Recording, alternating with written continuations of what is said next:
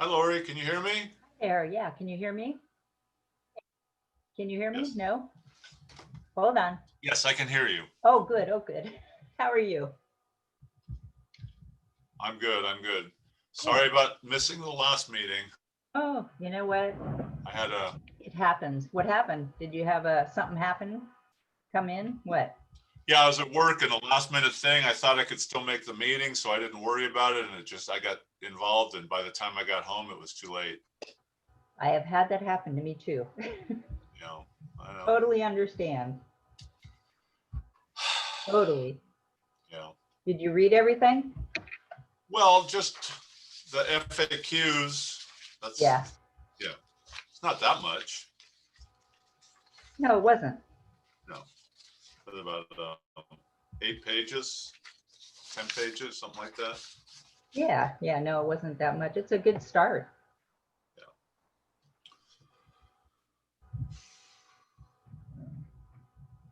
I don't suppose we're supposed to talk about things. So, No, as long as we're not talking about what's on the agenda. well, yeah, that's true. That's true. I like your background. Oh, Red Hill. Yeah, nice background. Yeah. So you just took that picture and then just put it up as your background? Yeah. Yeah. But you never disappear? When we've tried to do that, it's kind of you move and you disappear. Well, it depends, you know, Oh you yeah, get your some of hand. that. Yeah. Yeah. Okay. I'm very new to the background thing. My daughter put it on for me Right. before. Well, But this is my some my pictures, office. Hmm? yeah, some pictures work better than others. Yeah. So, yeah.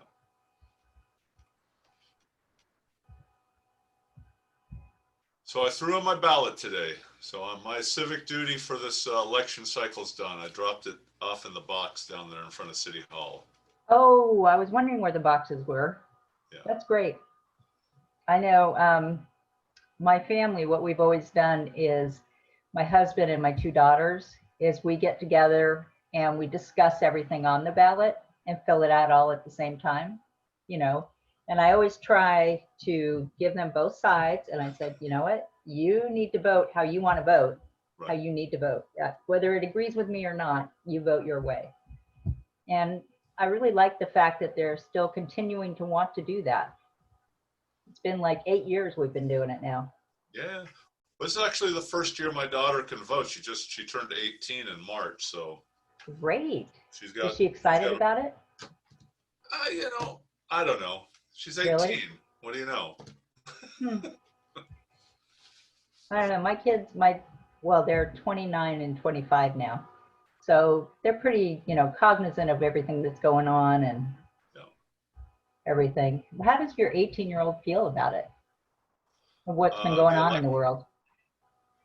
Oh, she's distressed, Yeah. just like everybody else. I mean, she's supposed to be. I mean, she started at UC Davis a couple of weeks ago, but it's all virtual. She's like living in the dorms, but it's all kind of like limited the contact that you can Oh, have it's so with sad. people.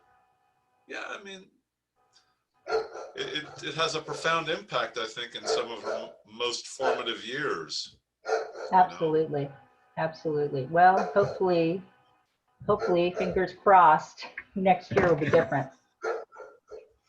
And as I told her good friend, my friend's son, he's a year Hmm. behind, so he's 17. I said, "Hey, look, I'm sorry, we screwed it up for you, but now it's your turn to fix the world." Oh, yeah, there you go. And he turned around at me and he gave me the middle finger. Oh, nice. Well, it's true, isn't it? We have kind of screwed up the world. Yeah, and we've left this kind of mess for the next generation to pick up. Yeah, it doesn't mean we can't keep working on it though. Oh, truly, truly. But they're the ones that have the energy. They're the ones with the new ideas and the energy to do it. So Yeah, you're right. You're right. And hopefully they will be the generation that will fix it. Because it's either that or we go live on Mars. no, we only got one planet. Hmm. So far, anyway.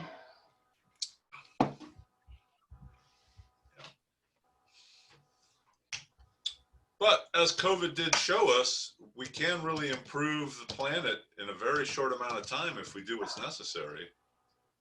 Yeah, I mean, the dolphins are back in the canals in Venice, and yeah, that is so cool.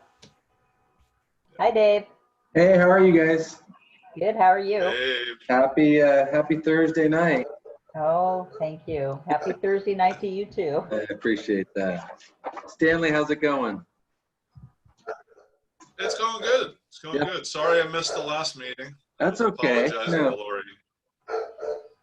Yeah, these ones, we're trying to take this fall to get everybody kind of, up to speed and build the capacity of understanding. It's not like we're making big decisions. So, you can always go back and just watch them. They're all on the website.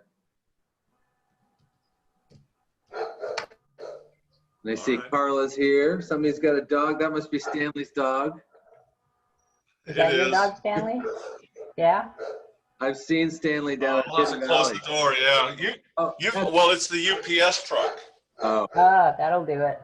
It does it here too, yeah. that's for sure. Yeah. That's for sure. How's your family doing, Dave? They're doing okay. The at-home thing, since they're a little bit older now, 7th grade and 10th grade, the virtual learning is actually, it's obviously a lot improved from what we saw in the spring. Yeah, good. It's working okay. I just worry about their isolation, I can't believe they're that old now. I know, I know. It seems like I've been here so long now. Oh my gosh. Yeah. Yeah, I was there and I came across it. So I was there in 2013. Wow. I know. It doesn't seem like it's been that long, but it It has. doesn't, I know. Ah, Richard. Hello everybody. hello. Rich, you've got an HD camera or something. Your camera is really good. Oh, Who's? thanks. Yeah, it's Oh, Stanley. got pretty good lighting in here too. I've got to work on it. Hi, Helen. Hi, Helen. Hi, how are you guys? Hi. Good. Good, thanks.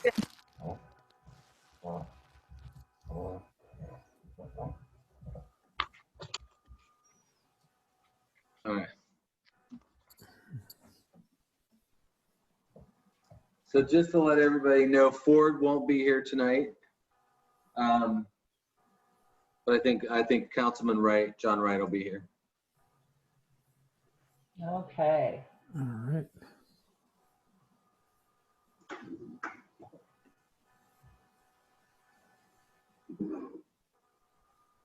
Oh, no, okay.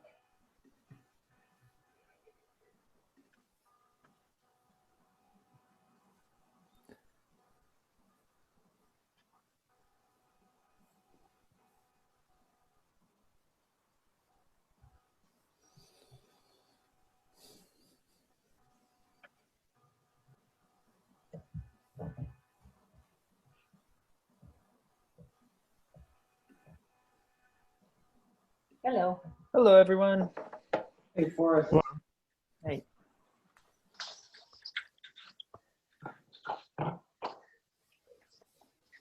Oh, Hello, Eric. Hey, everybody. Carla, are you having to admit people? John says he's trying to get into our meeting. Oh, I see him out as an attendee. I guess he used the wrong link. I think he can be promoted to a panelist by the host. Yeah. Yeah, I think you're right.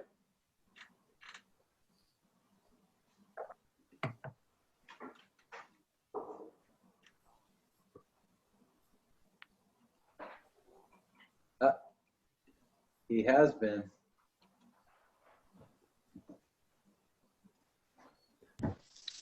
There he is.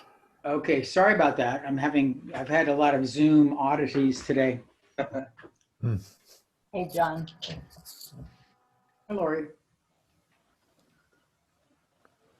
So we're still waiting on our chairperson. Yep. Let me get better Oh, light. there she is. Hi, Marie. Hello. Am I with the last one, Willie? We get on early so we could chat. Oh, I can see. This is a social piece before I kind of call things to order and get to business, right?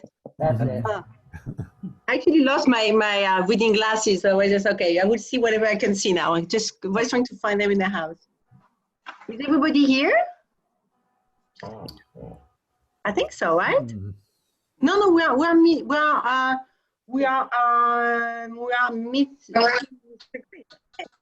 Eric, there we go. Oh, Eric's on twice. Oh, Eric Okay. twice. Yeah, my computer was wacky, so I just got on the laptop.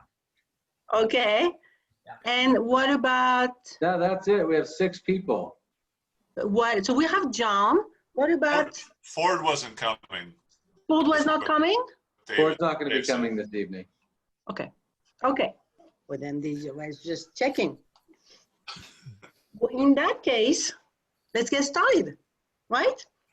I call the October 8th Financial Advisory meeting to order.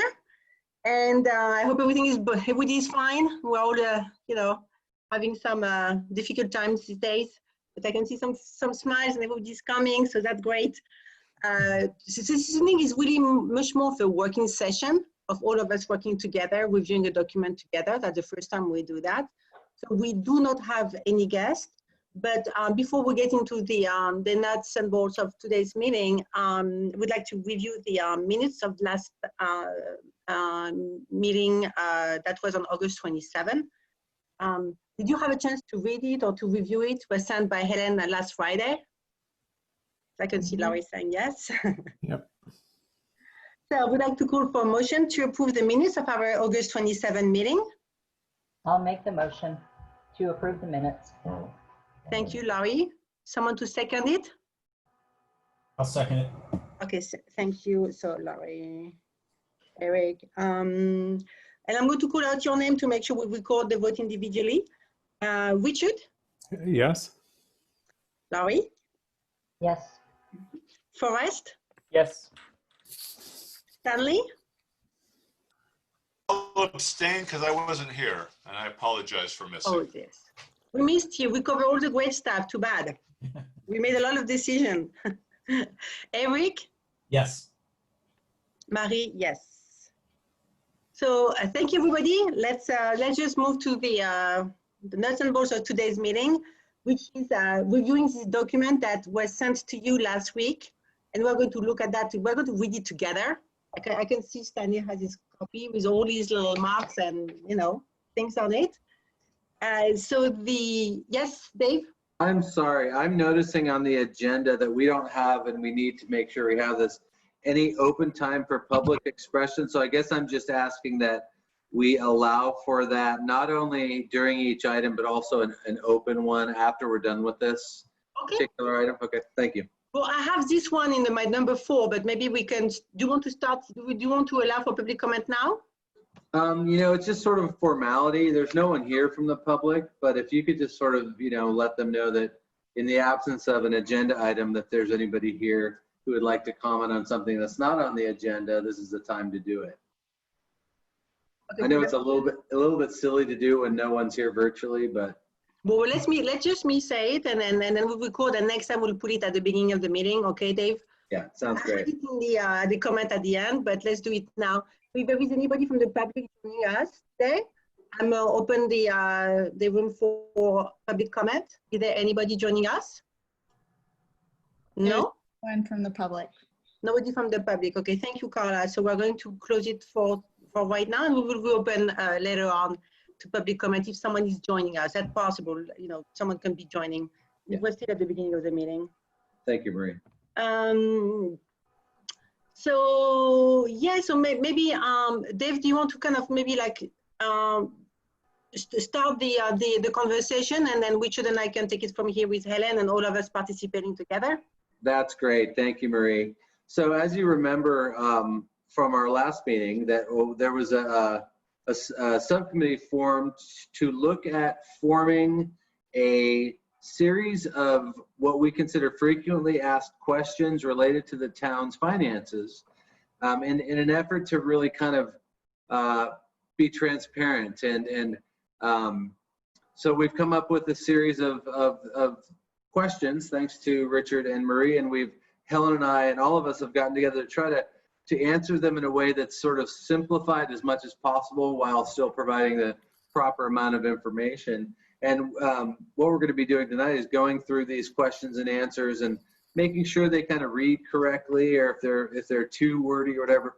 But we're also hoping that if any of you have other ideas on how to, round out the list of questions, and the ultimate goal is to have a page prominently on the website where people can go, we'll have it sort of special just for this committee sponsoring this FAQ page.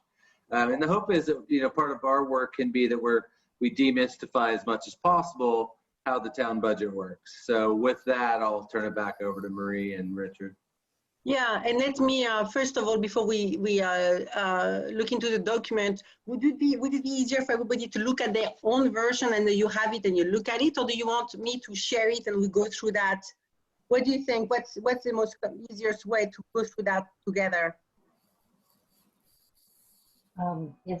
We've all read it already, right? Okay, yes, okay. Okay, so, I mean, I have a couple of comments. If I should just go ahead and say those now instead of reading through, word Or by maybe we word. go one question at a time and we go to the question, what I'm saying, the comment of everybody for each section, or do you have any general? Well, it's more of a general. Okay. Okay, well, first So if of there all, is any general, let's start with all the general yeah, question it's and general. comments right now. And before we get there, Laurie, just let me thank Richard and Helen, who have done 95% of the thank work. you, Helen. Then You're right. Dave did 4 more, and I did 1%, just, wrapping it up with some kind of foo-foo. Well, thank you to on all it. 3 of you. Really, That we was have all been wonderful. working on that, and this has been really an interesting effort. I just want to really, kudos to Richard and Helen, who did most of the work here. So thank you. Thank you. Okay, in general, Yes. looking at it and just reading it through as your average person, first thing I thought of was maybe in all the blank space over on the left-hand side where the questions are, 1 or 2 words per paragraph or per idea, just to kind of catch people's eyes. For instance, on this first one, it might be something to the left of the first paragraph saying $730,000 shortfall. Second paragraph, it would say would be mitigations. And then third, fill the gap, which would, catch somebody's eye. I don't know if you remember school books or old textbooks used to be like that, would give you a little 1 or 2 word on the left-hand side, and then you'd go to the right-hand side and really understand what was going on. That was really my overall that, and there are a couple of punctuation, and I think there's like 1 typo in there, at least, because I'm just like that. I can't help it. I just find those things. So if you like any help with any of that, just let me know. But that's my Good. overall. I think But you I like guys the did idea an of the incredible keywords, job. because we could also make those keywords more searchable. And maybe that could be, if you were searching on the website, on the town website for those words, you might get to that FAQ, which in itself might be a good idea. Well, I'm just thinking about that as this is going to be Wow. posted somewhere. Something to That's a great kind of try idea. to see how we can make that happen, Dave. I don't know exactly. Yeah, I've got a kind of related comment to what Lori just said as I was thinking through this. I like her idea a lot. One question is what format this will actually appear in when it's on the website, but to use Lori's comment, at a minimum, we could also have something like that short statement as almost the very first sentence of each of those paragraphs, or something where the very first short sentence, maybe in bold, kind of gives you the sound bite. Because this, I imagine if this is on the town website, we wouldn't necessarily show all the text, but maybe there'd be a little drop-down menu. And so you might see the first few lines or the tagline. And then if you're interested, then you can have a drop-down that gives you the rest of the text. Just so the whole page isn't filled up with a lot of text. And so again, using Lori's idea to have a key soundbite wherever it appears, at a minimum at the front or the side, whatever works given the kind of format on the website. So Yeah, I I didn't think even that's a think good about idea. the format being different. So you're Yeah. right. Yeah, I just exactly, don't Laurie. That's know. the thing is that when you get online and it's like, where do you click, or do you want to click 7 times, or do you want to click once? So we Yeah, have not yet worked on that detail, to be Right. honest, right, Laurie? Dave, do you have any thought about that, or how Yeah, you know, I see this being I kind of work a, with someone to make that happen? yeah, I see these questions being hyperlinked to an answer page, you know, kind of that format where you'll have, you know, we'll have them, you know, kind of prominent, each question prominent. But I do like the idea, it's almost like an attention grabber to have the, Mhm. like you call it, a sound bite. So maybe Yeah. at the heading of each answer, there's what Lori's talking about can Right. kind of Yeah. be almost like a header for the answer. That's like Right, an right. interesting idea. Hmm. Yeah, we used to do that when I worked at Dropbox. When we'd send out long, complex emails, we'd always have the TLDR that basically said, you know, it's too long, I didn't read this. So you put in 2 sentences that basically told you all the information you really needed to know. Yeah. But if you wanted more depth, then you could look at everything else. So it Mhm. might be a way where on the website we could have the question and then the short answer with the hyperlink to the longer text. That's very interesting. Yeah. So as we go through the meeting, as we go through reviewing this document, should we try to catch those sentences and this evening, or should we? How can we make them? You know what I'm saying? How can we gather that next step? What's your thought, collective thought of everybody? Because it seems that maybe we have the right. We do that as part of this evening, and we write them down, so we have them. Because we might have the right people here to help us doing that. What do you think? Or is it too much work? Marie, John Wright, I Yeah. have, I have some specific edits that I was Okay. gonna just, I'm Oh, not. that's in addition to that, John, yes. Yeah. Yeah, but I think I would just talk about maybe the general concepts tonight, and then if you Okay. have specific, you know, smaller things, that they should just submit them, and then that can be done in a next revision. Yeah, we can certainly get lost in the details and the design formatting. I mean, it's a rabbit hole we can get lost down. Okay, we just, at some point, we will have to publish it, and I just want to make sure we have a process. Maybe we discuss that at the end about what are the steps to make it, you know, final. And then moving forward, of course, we will have a new template, so we will know how to do it, right? Because it's the first time we do it, we just like kind of creating the template as we go, right? So should we go kind of one question at a time without necessarily reading anything, but kind of gather everybody's comment on one topic at a time? This way it's all organized for all of us to kind of know what to do with it. Do you like that? I do like that. Can I add one general comment? And Oh, it's yes, just like absolutely, a compliment. Forrest. Yeah. I really like I really like the footnoted style or aspect to this. I think it's it doesn't overwhelm, you know, with like a big hyperlink or something like that in the body, which kind of like distracts you or something like that. But it's just, it makes it feel very professional. And then there's the links at the bottom, which gives you more information. I just really like that. And I don't know if I've ever actually seen that in a FAQ document before. So yeah, I just wanted to shout that out at the beginning before we go question by question. Mm-hmm. Thank you, Forrest. Richard, do you want to kind of go with the first question? Okay, yeah, I'll get it started. What's the impact of COVID-19 on the town's budget and services? And so we wanted to try at least hit on the major points. That number one, there was this $730,000 projected shortfall. Mm-hmm. And then number two, it was addressed in a couple of ways, starting with listed in the next paragraph, the hiring freeze, the 5% pay cuts, no cash outs. And also we thought it was important to note that no currently filled staff positions were eliminated. I like that. Because, I'm yeah, glad the you put town, that in. right. So I think the town did do pretty well. The other thing is that this $27,000 in the third paragraph that came from reserves, I think that's excellent that there was very little drawdown of reserves and the reserves still meet the town's target. then we added that comment about town halls currently, maybe we should say open instead of opening Monday through Thursday, but either way, just to say that the town's still operating as usual, more or less. So, Well, in fact, these are the same hours as before, aren't they? Yeah, the only difference right. is the business counter used to go open from 1 to 3.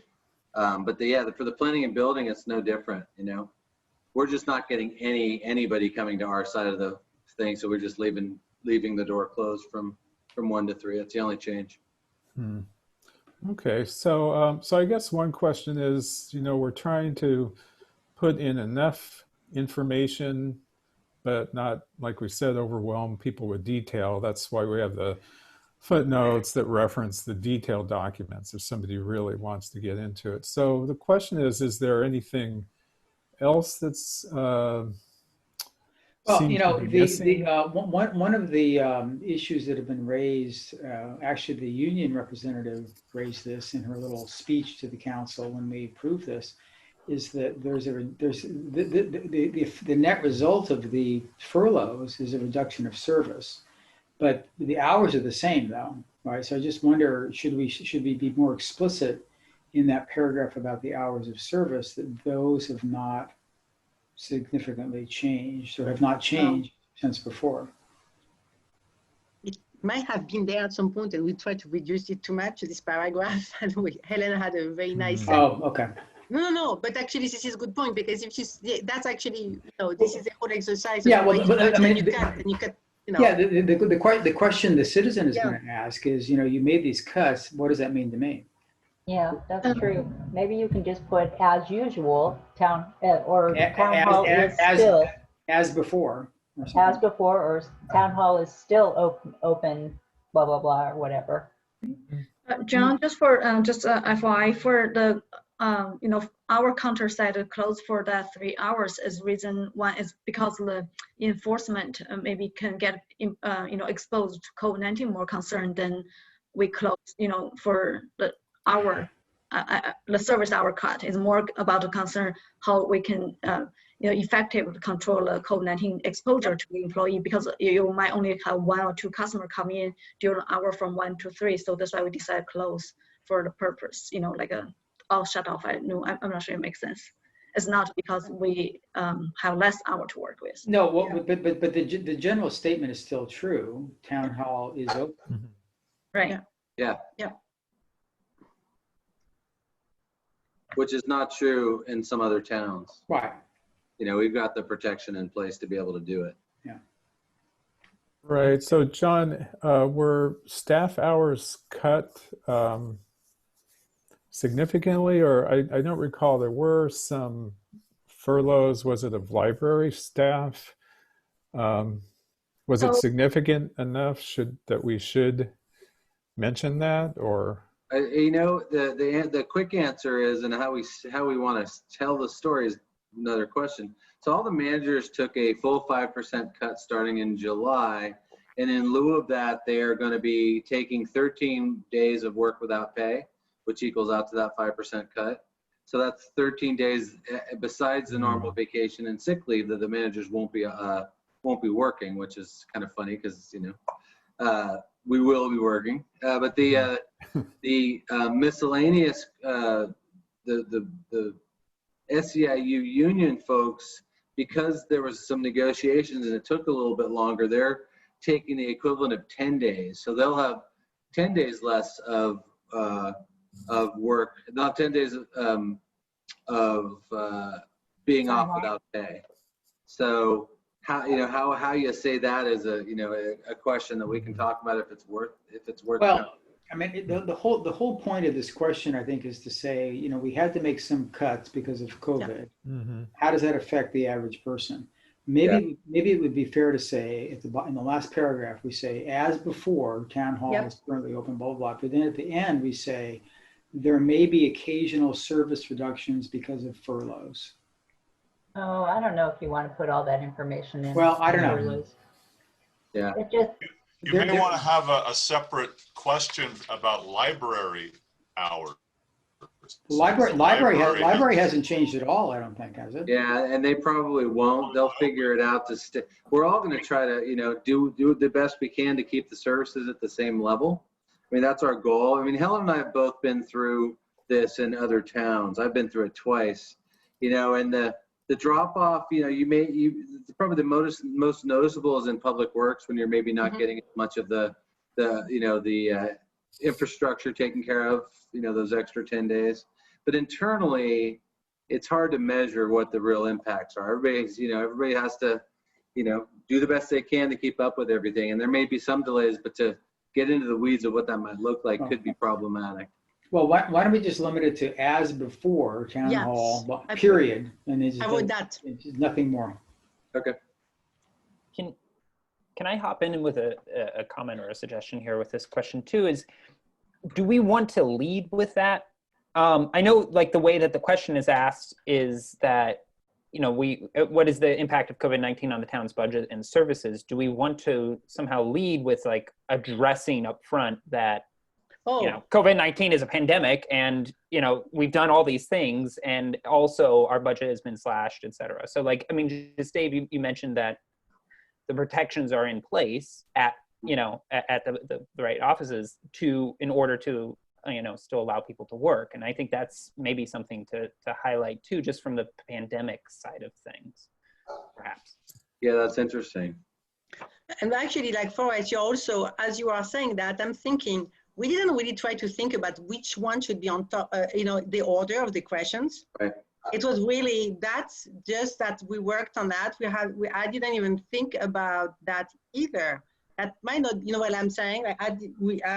Maybe Richard did, but not me. Can I make another suggestion for that last paragraph?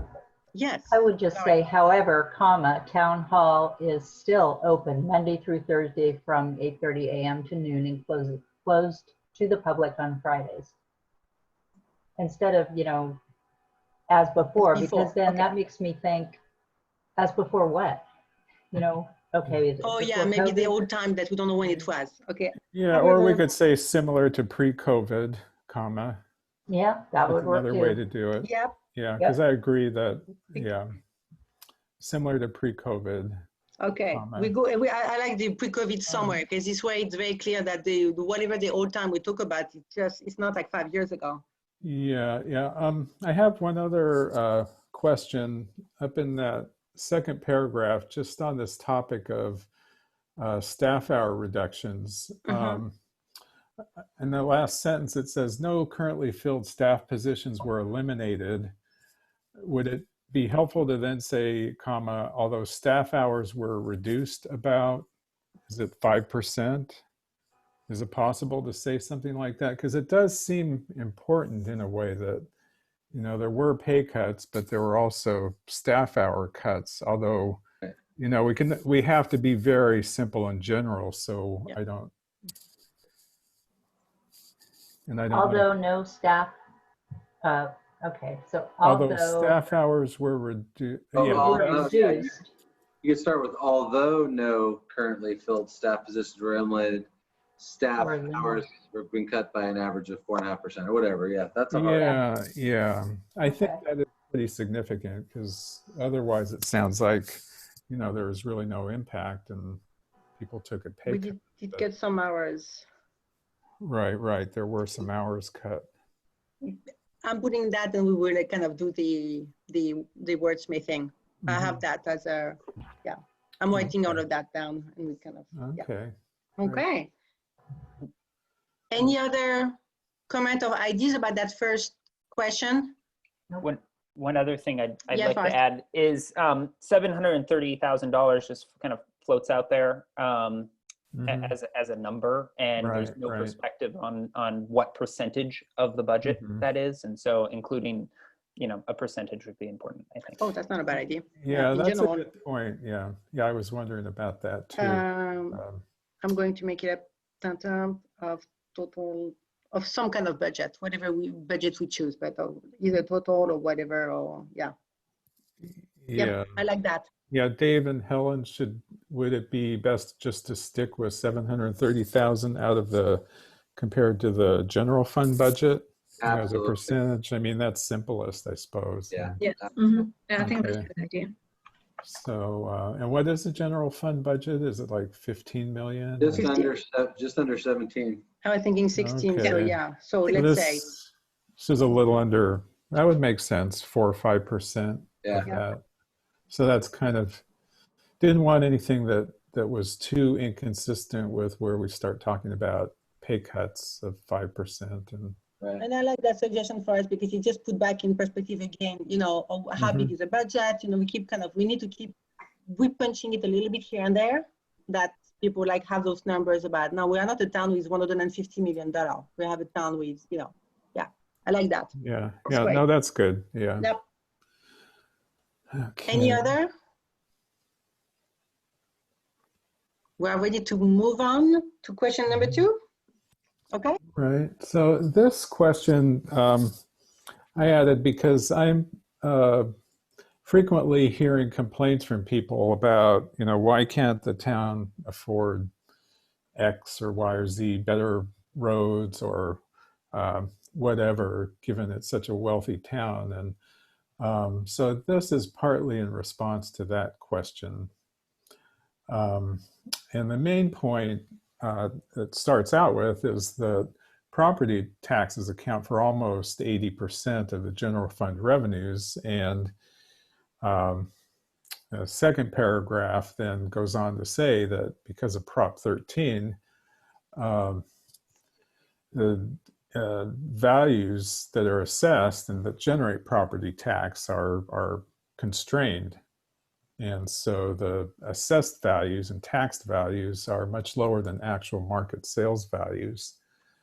The other point is that the town only receives a fraction, 26 cents of the dollar, 26% of taxes, and the rest goes to other agencies. And also this fourth paragraph then goes on to say that really the town has few other sources of tax revenues, unlike other towns. Yet it still must provide the full range of services. So anyhow, those are the basic concepts. And so... Laurie? Yeah. Depending on how the election goes, there may be a change in property value that commercial buildings are going to have to pay. But so I don't know when you're planning on putting this out, but assuming it's after the election, you might want to put a paragraph in there that says how much of an impact that might have, because even though we don't have a lot of commercial property in town, I'm sure it'll be a tiny amount, and people might want to know, well, why isn't that in there? So that depends on how the election goes. Right. Yeah, we'll see. And how fast we are at publishing it, which is something we might just want to cover at the end of the meeting, right, Dave? That's a good point. I saw an email from the cost group today on that very issue with respect to the TAM union parcel tax, which of course is a much, much bigger area. And apparently the estimate for the entire area covered by the TAM district, which is far bigger than San Anselmo, if that measure passes, was only something like $700,000. So really? it's not. It's not. It's not going to be that much money. Oh. At least in these small suburban areas, because we don't. It'll be very different in San Francisco. But our percentage of commercial property versus residential is so small in Marin that it's just not going to really move the needle. If you read the initiative, it gets phased in over a period of years anyway. Yeah, right. That's right. Plus, good point, Stanley. You're right.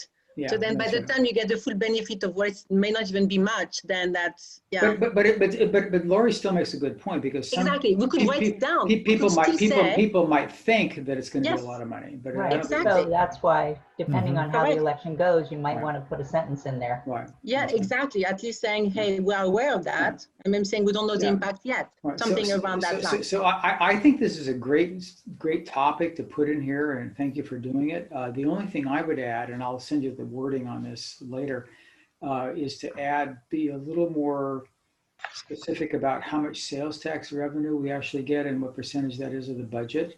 It's 6.47 in the current budget. And maybe be a little more explicit about sales tax, and maybe compare that to some of the neighboring towns that I think get a lot more, particularly Larkspur and Corte Madera. Oh, there we go. Yeah. And that's not bad, because that actually people can understand the whole concept of what it means to have a shopping mall. That's right. And all of Because that, right? because a lot of people say, oh, well, Corte Madera has this or Larkspur has that. Yeah, But they don't- have the and shopping they're- malls. But budgets are bigger, but they have the same population. Yeah. Sales tax.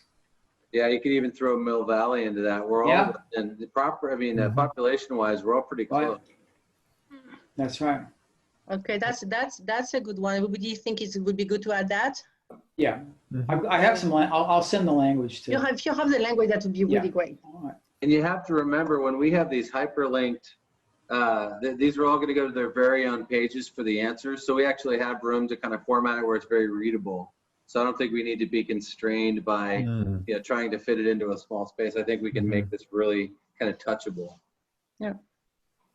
One thing I was thinking about is maybe putting in the largest sales tax generators, maybe the top 5 or something, because if that's significant, it might draw people to shop more in San Anselmo.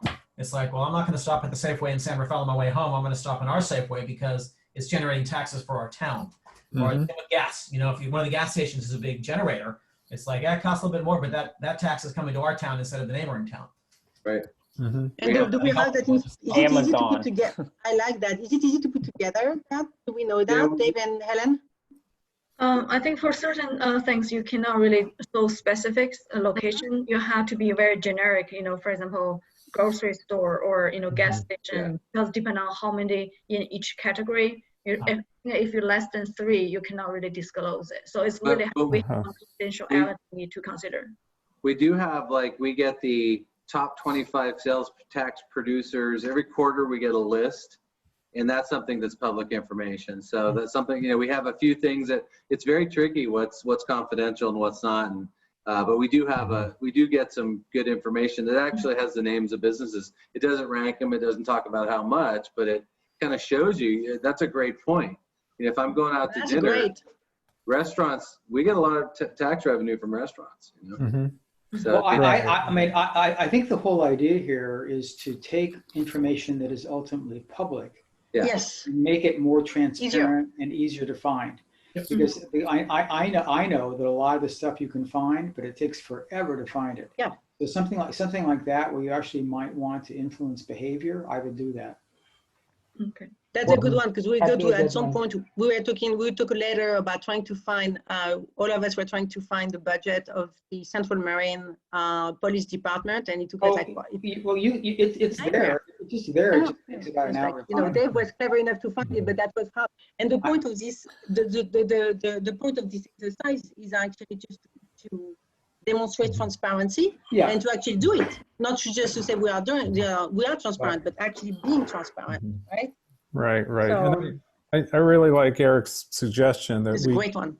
we can use this as an opportunity to promote the kind of shop local idea by Yeah, totally. making clear that connection between where you spend your dollars and where tax revenues come from. So you can help your town by shopping locally as well then as help the by merchants. default, you help your businesses, Mhm. but they need your business as well. So Right. So yeah. That's Yeah. good. Right, without even getting into specifics in terms of where the money is coming from. Right. Just to- That's Without not getting needed, into the right? weeds, just Yeah. making that point and then maybe have a link or more information if they want. Yeah, it. let's look into that list to see what it looks like, and I think it would be great information just to read. So that's great. absolutely. Yeah. If it's public, let's use it. Like it. Right. Okay. My Um, can I just jump in with my thought about this question? I kind of view this as like, if we rewrote the question entirely, it would be something to the effect of, where does the town get its revenue from? And that's what the answer is. It's also the answer to the existing question, but I just wonder if we, want to sort of either parse it out into two different questions, like where does the town get its revenue from? And it's just kind of broken up into these different sections. And then a separate question that is more of, why are those things limited, compared to the high home values or something. Well, that's a good point, because the Prop 13 answer is really an answer to the second question. I mean, right, the Prop 13 is the explanation as to why, but it would make sense to split it into where does it come from, and then the second question is, well, why is it that with all the high home values, etc. But you would start with the where and then the why. That would be more logical, which I think, for as you were kind of thinking, we're almost putting the why before putting the where, and the logic would be, it's first really, of all, you state, and then you're like, well, why is that? It's two questions, really. Yeah. But and you can be in the same page, but like I like the articulation of the statement first, and after that, I'm going, why is that? And then.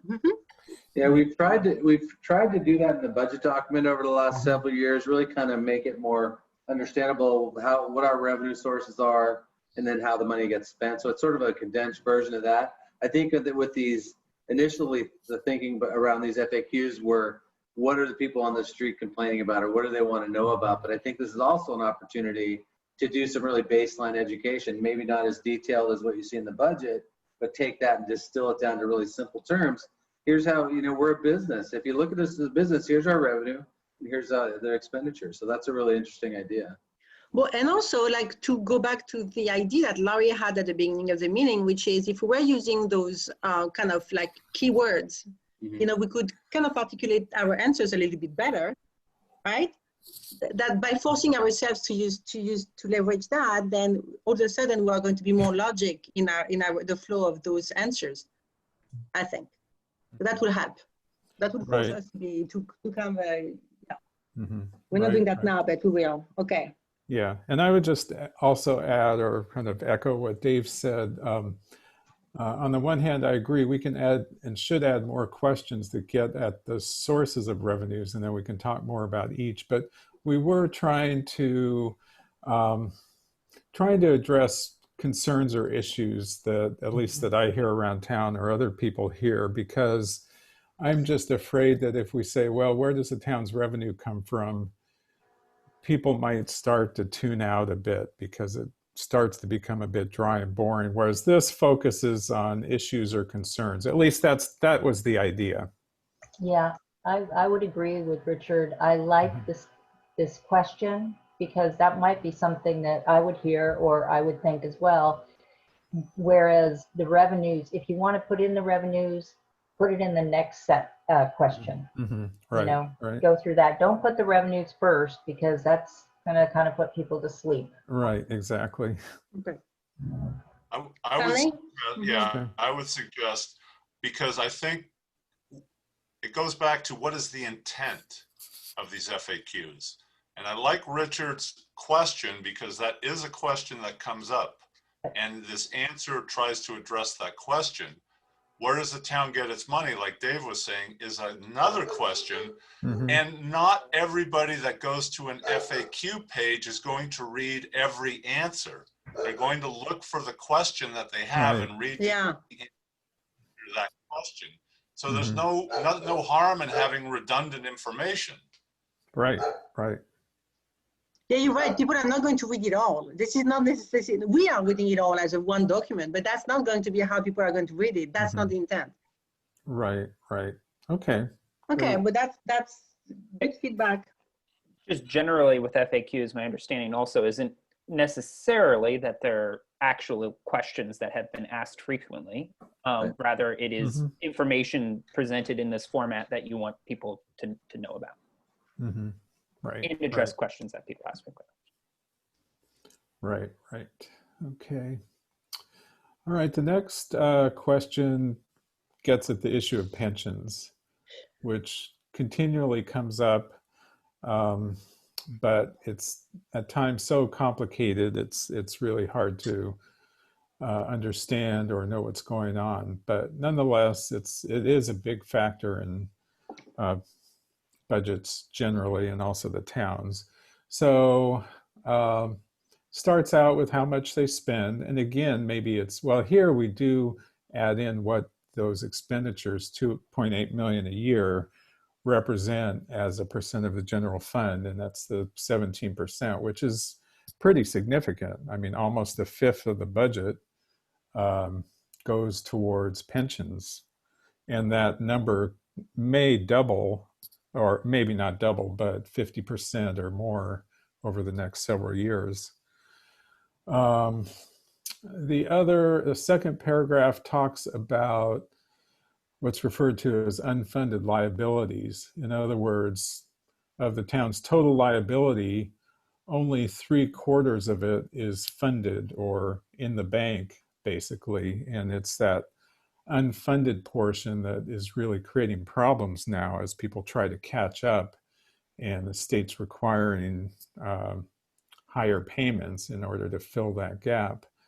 Now, the third paragraph talks about some of the sources of revenues that the town uses to pay its pensions.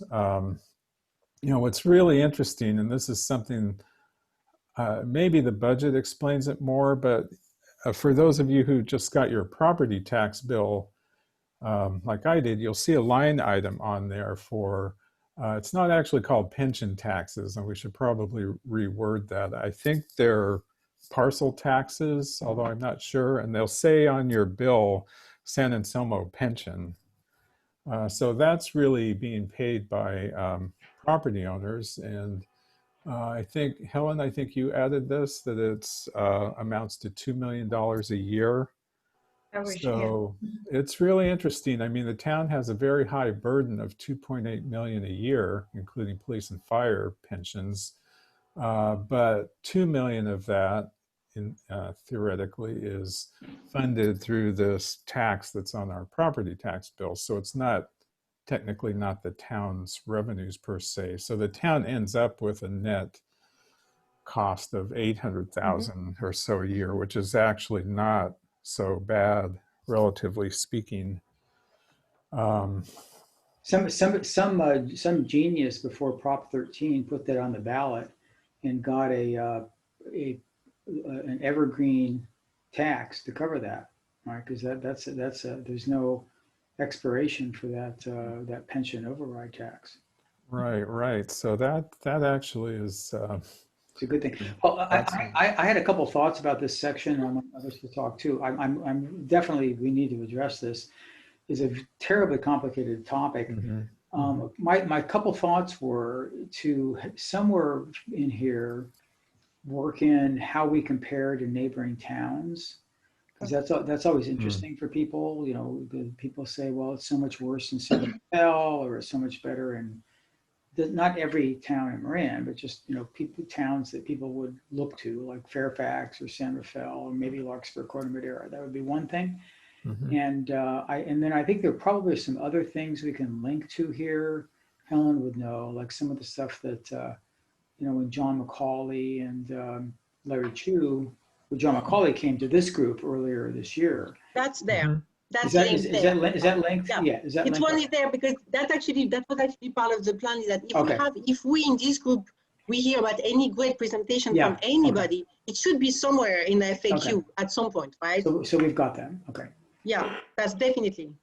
The comparative part seemed important to me. Okay. But I think only one challenge is because a lot of our neighbor jurisdiction have a JPA, you know, similar like us with fire or PD.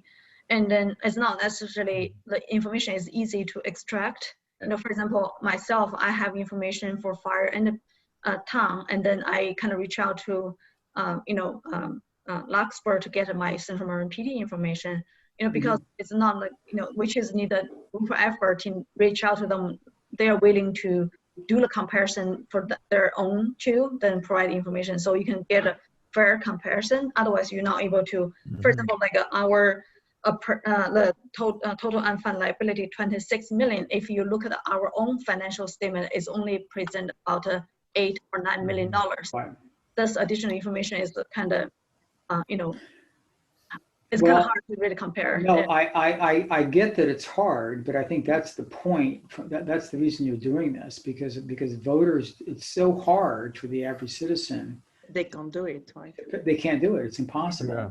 So I'm not suggesting, futile tasks here, but I think the more we can do to make things more transparent like that, Right.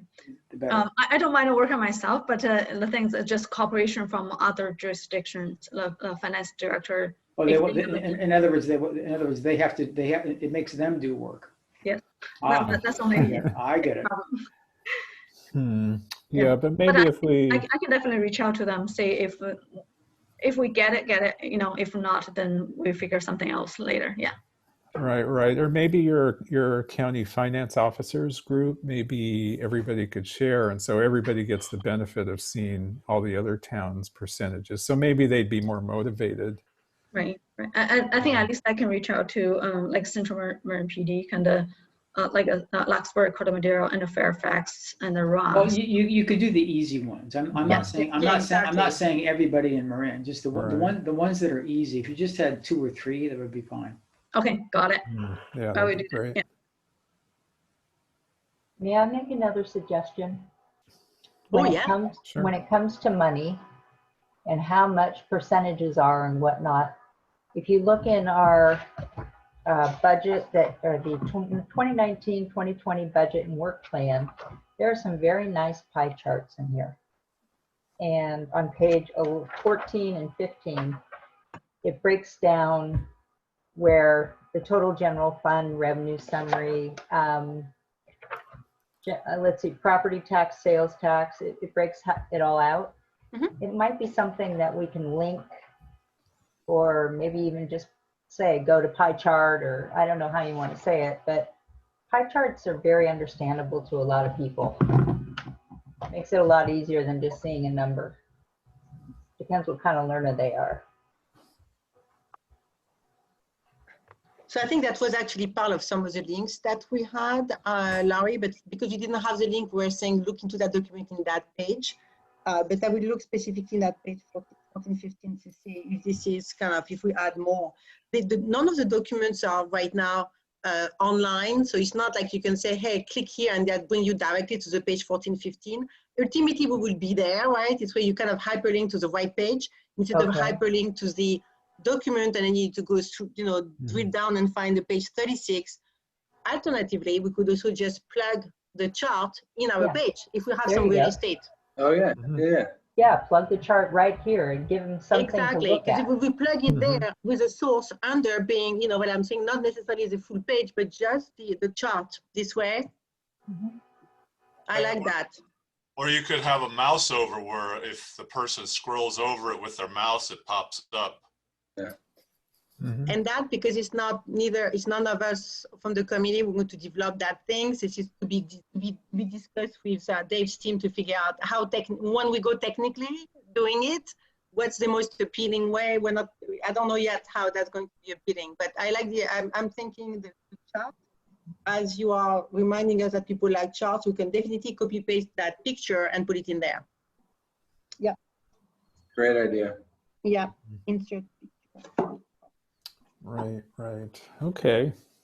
So any other comments on related to pensions at this point? Okay. So let's see. Next question that came up. Marie, I think you may have added this one. It's about Measure M and. Yeah, so a lot of the question that people at least ask me, or I've heard a lot in my own work in town, has been, although now that there is no Measure M from that it failed last time, what are we going to do about Memorial Park, and is there any money, or what do we do about it? That's still very much part of the conversation in the community, specifically amongst family with young kids. So I was thinking, let's just address it because people talk about it.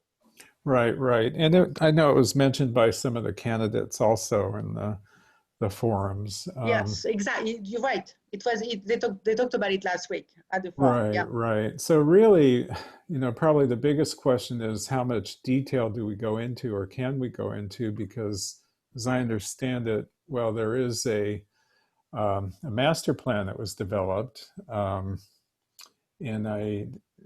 But currently, well, that it was depending on the $8.8 million bond, so that didn't pass. So there needs to be some options explored. The next paragraph talks about the current town's budget. And I don't recall, Dave, if I think we said there were some minimal ongoing maintenance work that was going to be done. Are we still talking about the Measure M question? Yeah. Right, Yeah. right. So yeah, I don't know if you're talking about this one, but yeah, there's some money that the town had set aside for Measure M that was going to be used as part of the pot of money if the bond had gone through, and that's what the town receives a share of. That whole thing talks about those dollars, which is Right. basically our Measure A parks tax money that we've been squirreling away, along with the latest Prop 68 park bond, which will get us about 177. Is that what you're referring to? Well, yeah, actually, also right before that in the paragraph, we added Oh, right. is there anything currently being done Yeah. in the That- budget that Even or actually, not? now that you say that, Richard, I'm even thinking, is Memorial, there is someone cleaning at the Memorial Park, some regular maintenance happening. Maybe we want to mention that as part of something around the line of, as part of regular maintenance of all our parks, and then we might need to link that to the general park budget somewhere. Then Memorial Park is part of the, the routine maintenance, cleaning, whatever, weeding that's Right. happening everywhere. Let me make a suggestion. This is a Yes, painful, John. this is a painful topic for me, as Dave knows. I know. I don't think I would talk about regular maintenance in this because we're Mhm. talking about renovation. Got it. So, and the renovation part, and Dave, just to confirm, does the Measure A fund, isn't part of the Measure A fund going to open space? Is that 439, the portion dedicated to Memorial Park? Is that? In the answer, it says that 70% of the Measure A monies that come in go to the Memorial Park Restoration Fund, which we've kind of left intact, and then 30% goes to the Open Space Committee's fund for land acquisition. That's- Mm-hmm. So that's been in place for a number of years. Right. And initially, we put a bunch of the money towards the purchase of a Sky Ranch, and then finally we kind of settled on a formula that seemed to work. So Yeah. that 39 represents, I think, since 2013, what Okay. we put away. Okay, so 439 is a good number then. So that's based on the 70-30 split. That is purely Yes. Memorial Park. Okay. So the answer. Measure A funds, Go ahead. the Measure A funds are projections though, and then with sales tax revenue down, I think those projections probably have Well, changed. This is money in the bank. So this year we may see a hit to it, but this is money that we have, right, Helen?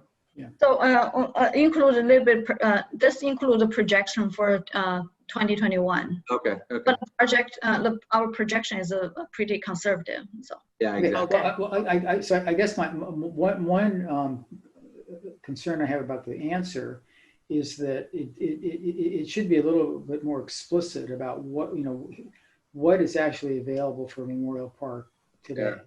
The answer is 439. Right? Yes, it is 439. Well, I mean, more could be allocated, but in terms of what is available today, if no other decisions were made, is Yep. 439. Well, and in the 177 is another pot of money. Yeah, that's true. Next year. Yeah, that'll be coming next year. So yeah, it's looking like, a little over $600,000 Yeah. available. Yeah, right. So I think I would make it. I think I would try to make the answer a little more explicit that that's what's available, because you can get to the information, but it's a little bit indirect. Well, that Right. may be that one sentence on top. Again, thank you, Larry. We say what's available for Memorial Park? Yeah. 439 439 plus plus 77. 177 next year. Right. And at the end, we could put a sentence at the very end that kind of sums that all up. And, in addition. The other comment I wanted to, I have a couple of technical corrections, which I'll send to you, about describing what Measure M actually did. It wasn't really a bond. It was a partial tax that support a bond, but I'll give you the wording. The other comment I had to this in the section about including the possibility that somehow reserves would be tapped for Memorial Park, I would not go down that path. Okay. Yeah, that was We a put it in question. yellow for that reason, John. Yeah. Yeah. Yeah, don't put that in there. Wanted to make sure we all agree, right? Yeah. Okay, great. Okay. And I want to point out as well something that, because I've heard that as well from the community, that the last sentence before the yellow paragraph where we say the town, like there is something about, oh, the town is doing nothing, and they are so sad about not getting memorial, the memorial money, that now they are like doing nothing. So fair enough, not much has been completely done, but the town is developing plans for utilizing those funds to improve Memorial Park. And we left it like that, a little bit vague, because truly, it is fair to say that we have not had a lot of, meetings about that. But I think it is good to be honest about the fact that there are plans, but they are being discussed by the staff right now. And Dave was saying that there is no date quite yet for the staff to present that to the town council. So because the date is probably in the next 2 months, but we're not yet in the next 2 months. So we can't really put a date there and force the town to say, hey, on November 26th, that would be presented at the town council. So we don't want to overcommit there either, while addressing the fact that there is something in the plan. And by the time that's published, maybe there would be a meeting, but we don't really know when that meeting will happen. Correct, Dave? It may, if somebody's reading that, that may pique their interest and want to get them involved. Correct. Mhm. Yeah. Correct. It's like, no, it's not dead, it's there. If you want, and maybe this is, I'm actually okay with that sentence. Okay. Things are happening. They're kind of vague, but something is happening. okay. But just as long as we don't, we all agree that this is there and that's vague by design. You know what I'm saying? Yes. Mhm. By design. I have a question about the Measure A funds, because it's my understanding that they have to be spent by a certain point. Otherwise, we have to give them back. So I don't know if we want to include that or if that's too much information. Well, they have to be spent within the next 11 years. So it's not a looming date, Yeah, I would leave it off. Right. 11 years. So we're good with Measure M, kind of. Okay, all right. So let's see, moving on to the next question, which really builds off the presentation we had at our last meeting. Forrest was raising his hand. Oh, Forrest, you sorry. had something. Yeah. Sorry, No worries. Forrest. I was trying to sneak in there between the questions because the yellow part kind of highlighted another possible question area just around the reserves. The town does have a pot of money. Why can't we use that pot of money for X, Y, Z? So not attaching it to the Memorial Park question, but also breaking that off and just being like, look, this is not touchable money. This is for emergencies. Blah blah blah. Well, actually, some of what we had was, let's list together some of the questions that we want to build for the next version, like in the next 2 to 3 months. I'm putting the reserve on top of it. This way we will start addressing that. Thank you, Forrest. That's a good point, because that's a good one. That's a complex one. So we're thinking, we cannot do everything the first time, but reserve is a good one. And we can talk about what reserves are all about. I mean, that's Forrest, you're bringing the first one you brought up about, let's talk about how we get the money. That's an important basic question. So, we're trying to be reactive to the more provocative things we're hearing, but it's also really important to have these sort of baseline, and this is just going to build a really good sort of, a base bunch of questions for people to go. And I think Stanley said, people are going to go in and they're going to select the ones they want to hear about, but there's no harm in having additional, more basic questions. I think that's a great point, and it just reminds me of what a truly brilliant group of people we have on this committee. I mean, these are just great. I wish we had you at more of our meetings, because that reserve question is actually a big question, and people don't understand it, and we get attacked sometimes for oh, you didn't have a balanced budget. Well, that was true 2 years ago because we had a 30% reserve, right? Because sales tax revenue was super high. And so it's perfectly fine to spend reserves down for, especially for long-term things, right? So I think that this whole interaction between reserves and deficit spending, the whole thing, now the reality is not a lot of people ask about it, but it's a very, very big. Oh. Well, until they do. Until right? they do, until they do, And until they you're right, do. Stanley. And You're then right. I think what the reserve question can be kind of dovetailed into to make sense is you can talk about the flood and how much the town Yeah. had to spend when the flood Yeah, came. exactly. Well, that's a perfect example of Yeah. how it could be used, you know? Yep. That's what the reserve's for. And then I was thinking of an even more basic question because, again, a lot of people are not finance oriented anyway, is why can't the town run a deficit, right? I mean, that's a really basic question, but I mean, you can tell people we can't run deficits because. We don't have a Federal Reserve Bank.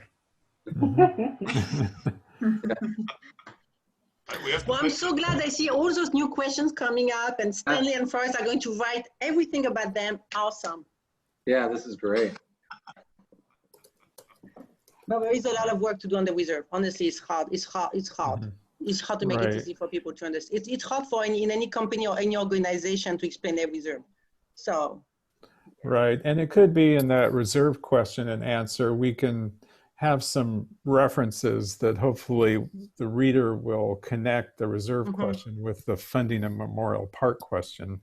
Yeah. If we say reserves need to be reserved and we're right at the minimum, and so that's currently not available for capital improvements, Yeah. memorial park, whatever. Yeah. So, okay, good. All right. So let's see, I'll move on to the next. Forrest, do you have another little question to sneak in between? No, okay. No, that's all Okay. All right.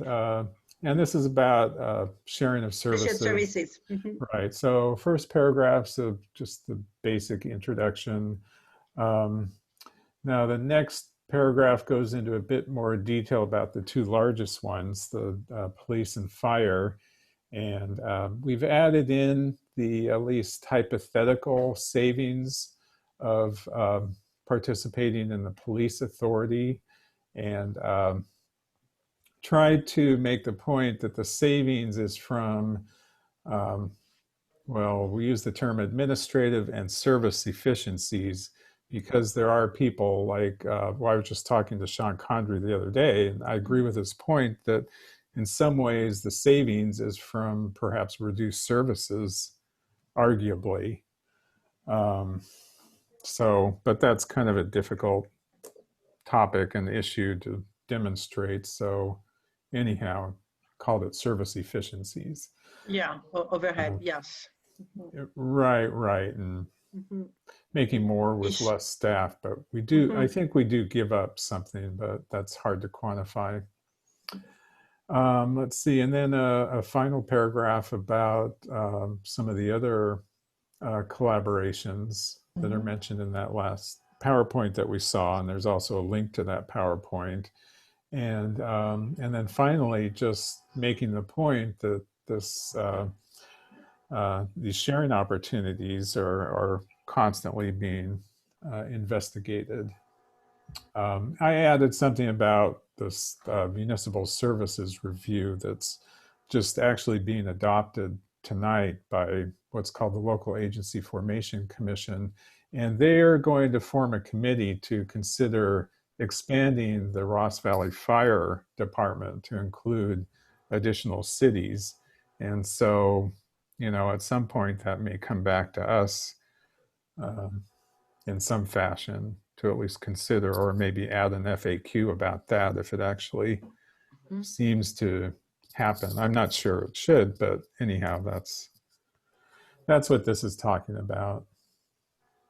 And this is also another example where if we have a meeting, about with a good presentation about a general topic, that should at least be one page of the FAQ. It should at least be producing enough of 3 paragraphs that we put it somewhere with link to the presentation, so that it's kind of everybody can be part of this committee.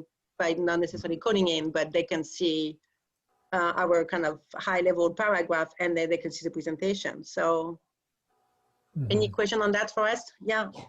All right. One thought that I had here is, you know, in terms of why are people going to the FAQ, and you know, we've talked about that. One question that people might be coming to the FAQ is less like what services does the town share, but more of why does the town not have its own police or fire? Right. Oh, that's good. Yeah. Just like kind of a reframing of it, and then well, it's because we're saving a lot of money, so great. Right. No, I think that's really good. That's in the. And that might be something that I'm just, once again, depending on what it looked like on those pages, maybe we could have something, I'm just thinking of other websites, and we may, you know, some of us more designers here can think about it, but like we could also have at the bottom of the page, like questions related to these topics are, you know what I'm saying, like why is that? That could also be, if you're interested in that, then you click here, you know what I'm saying, something where it might not just be it might not be the title of the question, but it could be somewhere in that the construction of that page where that will answer a question around that, about that, and that. I'm just trying to think about ways to mix both. That's right. Right? Right. Yeah. So anyhow, I think that's a really good suggestion. And yeah, I love it. Exactly. So yeah, we want to make these questions more topical and more similar to what people might be asking or thinking. Yeah. So that's good. Okay. Okay. Same thing could apply to the next one too. I mean, I couldn't think of a better question, but perhaps somebody else can. Like maybe. Why aren't our roads better? Right. Why are there so many potholes on my street, or how come whatever? So maybe there's a better way. Maybe we didn't really spend too much time rephrasing our question. That's what I'm thinking about. It's like we may need to be a bit more catchy with the questions. We spent them on the answers. Right. Yeah, no, the questions are almost as important. Okay, so anyhow, this question, however we phrase it, starts out just describing that the town does have a capital improvement plan.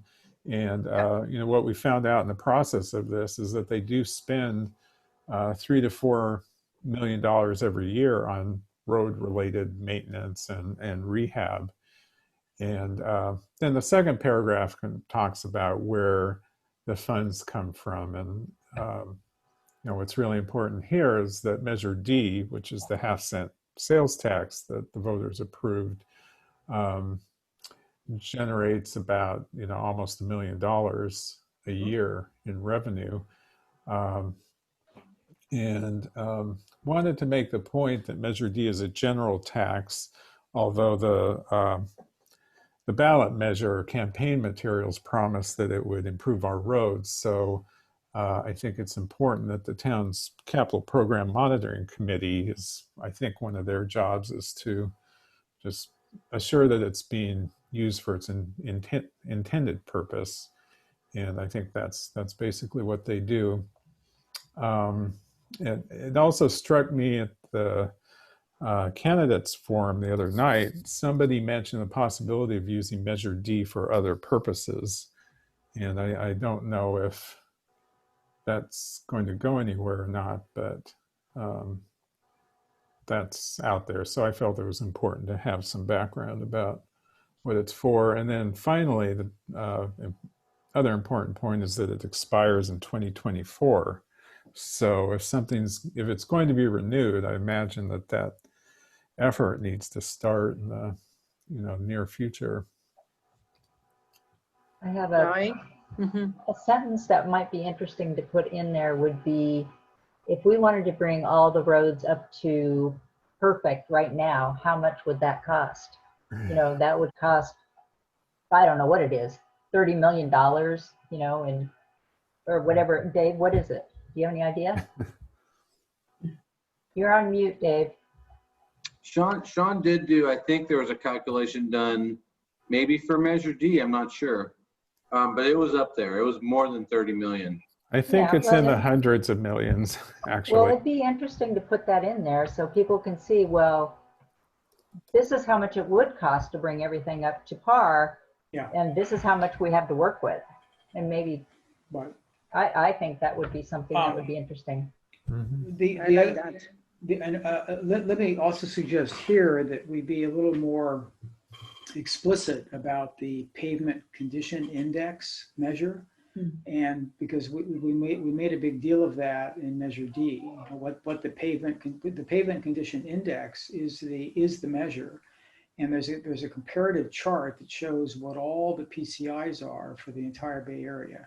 Sean knows about this. And one very good piece of information is that since Measure D was passed, we've actually made more, we've had more improvement in our PCI in San Anselmo than any other city in Marin. Okay, so there's some comparative information that can be put into this tied to the PCI that I think we need to be more explicit about, because I think, you know, to Richard's point, I think to some extent we want to build a case here for a renewal of Measure D. And so I think we need to say more, I think we need to say as much as we can here about what Measure D has actually done in terms of improvement to PCI and how we have been able to make so much progress in San Anselmo. We're not perfect. It's too expensive to be perfect. You just have to get to a point where the cost of keeping up is not prohibitive, right? So if you get to a certain level, like I think we're almost at 70, I think we're 69 or 70, which is just barely into the good category. But that's not bad, you know, compared to the rest of the Bay Area. So I think we need to be more explicit here about what's actually been accomplished and what that means in relation to other towns. I think that's a great point, because this one sort of surprised me a little bit, or at least the framing of like, oh, our you know, why is my road so bad or something like that? Because, you know, I bike around and kind of feel like our roads are pretty good. I moved it from the city, so, you know, Well, they are good. They are good. Right. Right. So maybe we want to say something like that, like on, you know, on average, you know, while you know, certain streets, you know, still maintain, you know, are you know, up next to be maintained or something like that. You know, our roads are amongst the top 25% in the Bay Area. I don't know. Could be. And who can help us finding that? Is it Chan, Dave, who can help us wrapping that up? Is it on your, yeah. Would it be hard to kind of to wrap it up with some good data, like, or? Yeah, that would be, Sean could help with that, I think. Okay. Well, there was a big report on this, I think in April. There's a staff report sometime in April, Dave, that actually goes into quite a lot of detail about what the PCI improvements have been. It's very easy to find. In April this year? This year. Okay. Well, let me look into that as well. There's a big staff report about road improvements under Measure D. Well, if we find that, we're going, you know, a lot of it is just copy pasting that thing, right? You know what I'm saying? If it's well done there, we just copy paste the one paragraph and link to the more detail, and then that's it, right? Right. With the pie chart, I would put it there, okay, Larry? Sounds good. That's what I was going to say. If there's a chart that shows the exponential improvement in the quality of the roads from before Measure D to after Measure D, that's highlighting a win. I'm not happy with that. Is each road measured in this way by the Yes, it is. That's awesome. So, I mean, it actually might be an opportunity for a map, you know, to show pre-Measure D, post-Measure D, like, yes, it's improved in this area. Well, I mean, the data is there, but I can guarantee you that nobody has put it into a pie chart because it's, it's like well, you know what? Not everything has to be a pie chart. Also, no, but you know, if we have a list of address, that's very easy to put on Google Map and to have. I do that for a living. So let's see what we have and see, you know, between Forrest and I here, if we can find ideas about, if there is a way to visualize that, that's fun, then let's put it there. A bar graph. Yeah, I'm not sure how granular the information is, but. But then let's see what we have. Yeah, and Sean does have maps that I believe that show the condition of roads from red to green, and you know, generally it might be a little bit a lot of information, but also I've got a picture of the street in front of our house, which was, according to the PCI, a 1, and can't get any worse unless it's a 0. It goes from 0 to 100. And then the town did repair it, and they did use Measure D funds, presumably. Yeah. And now the road is perfect. So I could show a Yeah. before and Yeah, after. before after. That's Yeah, perfect. it's All right. I mean, pretty dramatic. There have very demonstrably been a lot of improvements in roads in this town in the last 7 years. Yep. A lot. Well, and if we have the one page, to your point, Dave, earlier, if we really have one page per question/topic, Yeah. then if we have a little bit of real estate in there to put a couple of pictures and a pie chart. Mhm. Yep. Absolutely. Right, right. Sean There's is some nor- work to be done on that one. Yes. Sean is normally too busy doing the work to actually present information about what he does. Yeah, but then That's a great assessment. That's true, but he did, I know back when we started with Measure D or whichever one it was, many years ago, Sean did show us those, Yeah. you know, all the information, Oh, yeah. on It- what the it's- roads it's- were at and everything. It's So there. I'm sure he does have that information. It's just Oh, yeah. pulling it together.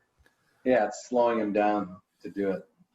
Mhm. I just forward a link for the staff report to you guys for April Well, thank 14th. you, Helen. Thank you. So I think also original our plans have a capital, budget or, introduction, probably scheduled for next meeting, then we can definitely talk about it towards the end of this meeting to see whether that's the right topic for this discussion too. Yeah. Mhm. Okay. Okay, well, we made it through all the questions we had, and plus there were Forrest has more something else that to came say. up. Sorry, Forrest? one last quick thing, and this Sure. is just about the Measure D piece. We are Yeah. bringing up the idea and the concept of the general tax, which, Mhm. I know is allows it to be 50 plus 1, 50% plus 1 versus 2/3 sort of tax, which a very specific tax, needs to be. I don't. I kind of feel like it should be either. It should either include that level of granularity in that information, or break it out into a separate question, or scratch the whole idea of a general tax and whatnot. It's just kind of like confused, like what's not a general tax? That just raises that question in my mind, just reading that. Uh-huh. Yeah, we could also use footnotes to help explain things, or in some way go to more information about general tax versus special tax, because it probably is something that everybody should have some basic understanding of, or who's voting on taxes. So, but I agree with your point. We have to be careful about the terminology, and I like the idea of an explanatory Mhm. footnote versus just Yeah. like a link, but just like a Yeah. sentence or two. right, something where you don't have to jump to a totally different place, but it's fairly. Right. Yeah. Especially with this tax, because this is one that was a general, but we all kind of said we were going to use it for a certain specific thing. So Right. by making it a general, we skirted the need to get to where we had to be to have a specific tax. So Yeah. we need to speak to that. So people can't say, well, why don't we just spend it on this? It's like, no, part of the deal is we said we were going to spend it on roads, and we're going to, especially as we're looking to renew this thing in a couple of years. Yeah. We've got to show that we've done a lot of work. We've done it very efficiently. So we have a chance here to kind of make this a almost an advertisement for, what Sean and his team are doing. And to make sure people Yeah. understand that, the council's living up to their promise of this is going to be a general tax. It's easy to pass, but this is what we did with the money. Mhm. Right. Does Yeah. anybody remember what it passed by? Like, Yeah, was it 54%? no, almost 70%. Nice. Wow. That may just speak to the state of the roads at the time of the vote. Mhm. That Right. was like the level 1 road in front of Witch's house. Right. I think sales taxes are easier to pass too, so. Right, that's Mhm. right. But that, one of the things we're going to be doing, as I've mentioned, is, we're going to talk a little bit about, having one last sort of educational meeting over our capital improvements projects. But then we really want to start looking into developing an action plan for this group, starting at the beginning of the year. And I think Measure D is going to be a big part of that. We're going to talk a little bit more about, what opportunities might there be for enhanced revenue. And, as well as, what where we might be able to save more money. So we're going to be digging in pretty good on this in 2021. Couple of Caroline? questions, possible questions to add to this, Mhm. along with reserve. I really like that one, but I don't know if these two are really fiscal questions and whether that would apply to this.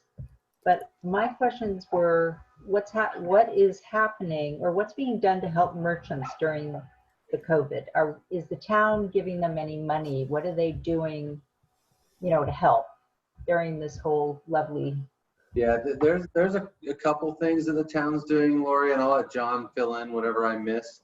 Initially, right when this thing started, the day of the SIP on St. Patrick's Day, we had gotten together with the chamber a couple days before to stand up the Saison Eats program, which is basically a single website for all the restaurants to post their menus. You can go there, order your food, and then we gave everybody a couple of parking spaces reserved in front of their restaurants for cars for no parking, but cars just to pick up. We've extended that to all the businesses to have some space in front of to do things outside. This is primarily because we couldn't do anything inside. So you'll see some of these parklets popping up here and there. Those are allowed to be in place until the end of the SIP. So nothing's permanent at this point. Okay, so end of the what? the shelter in place order, Oh, thank you. the public health order. Yes, Another okay. thing that John kind of helped kick off was the establishment of the San Anselmo Community Foundation's mini grant program. So we worked with the chamber to get a program together that a lot of towns did, where they could do some fundraising and then offer grants to businesses, which we did. I think over 40 businesses received $1,000. The town contributed 13,000. We got the county to kick in 13,000, and then the community came up with something like almost 60 or close to 60 besides that through fundraising. So everybody that applied for that grant got it, and the idea was the second half of that money would go towards a marketing campaign for the town in general that would be run through the chamber. So those are a couple of things we got involved in. And of course, the last one is the closure of the two blocks downtown. Initially we thought it would be great to have it closed all weekend, and we had a lot of pushback from the merchants that people couldn't park in front of their stores. So we backed it off to just the 3 nights.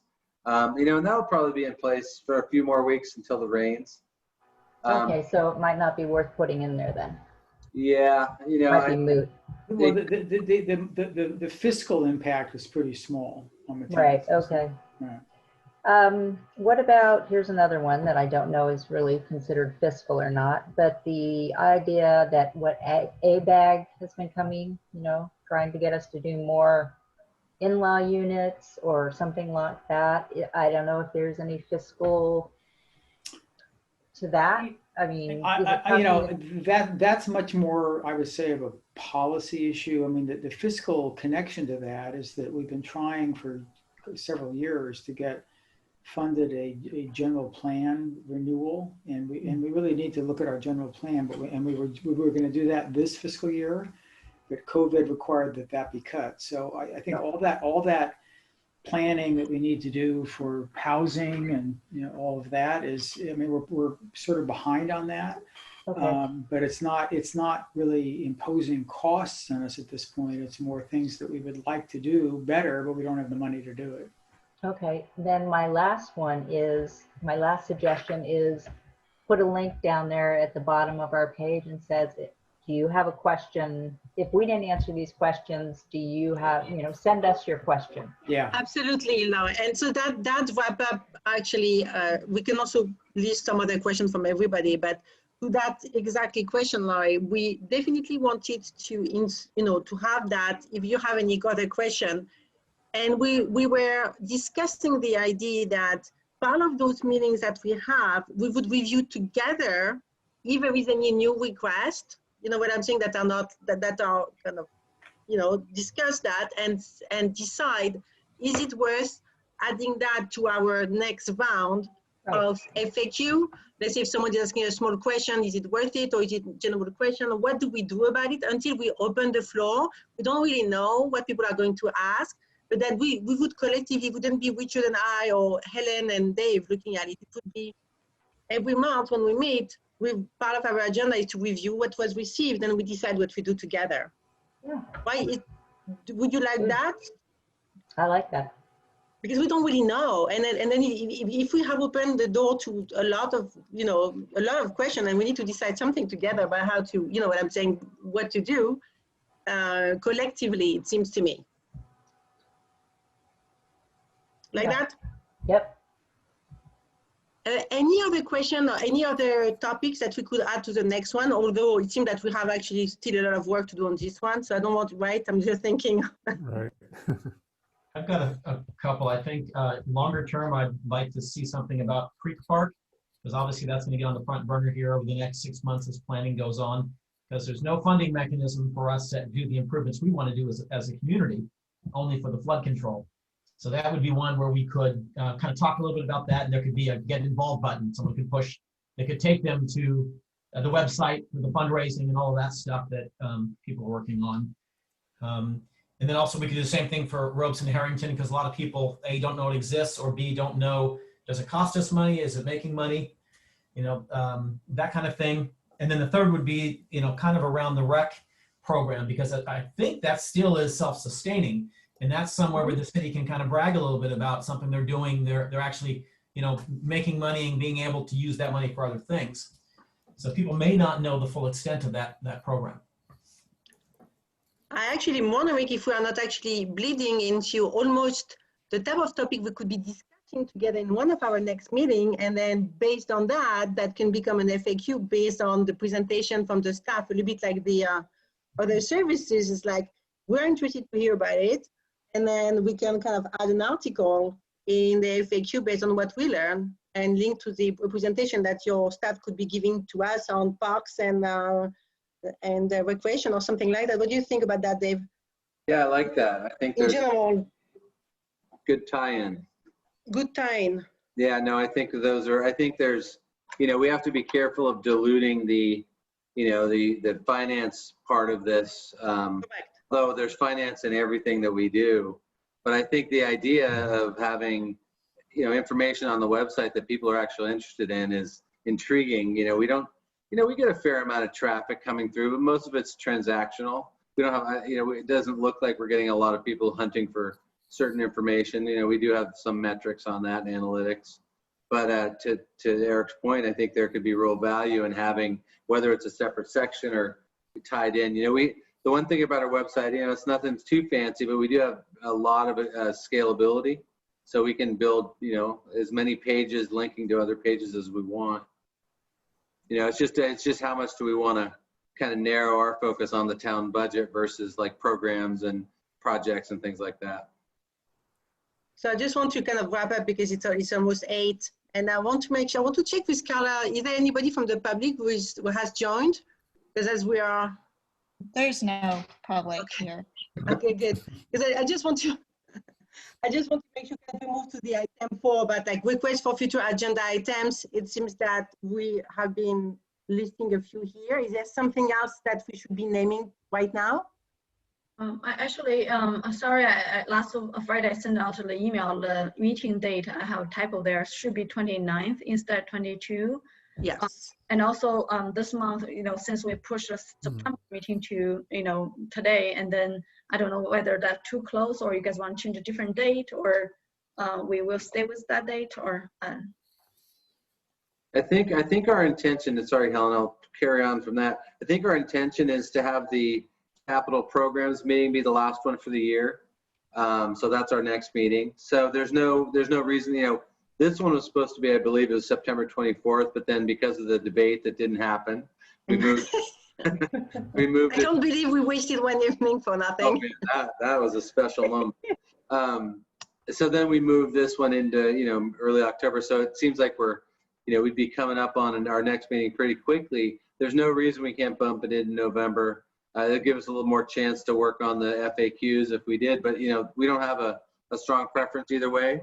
But this group is scheduled to meet quarterly as part of the resolution. But I think if we're hot on some of these things and everybody's in agreement, we can keep doing what we're doing.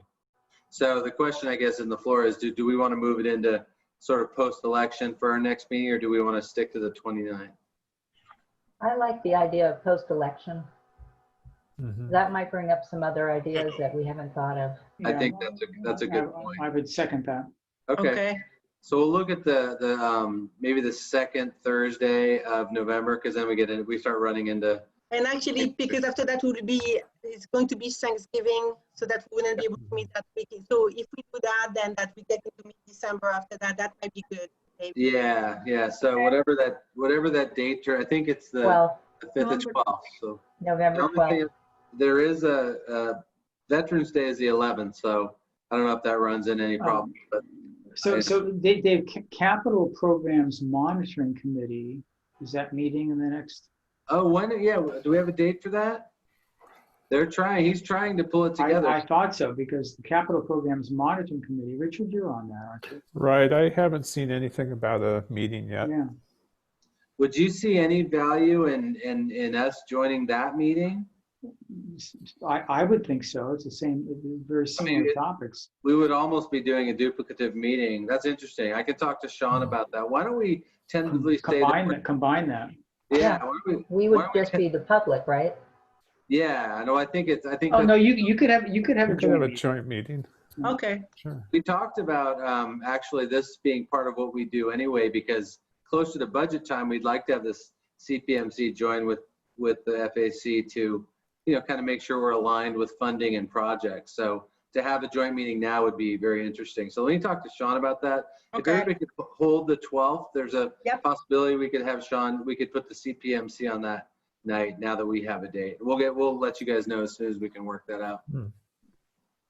And I don't know really, honestly, Tim, I don't know how quickly we're going to be able to wrap up the FAQ and to publish it. So based on that, it might be that we show something next time or maybe something faster. I don't know exactly. We just need to regroup a little bit on that one. Yeah, we'll figure that out, We are going to figure it out, right?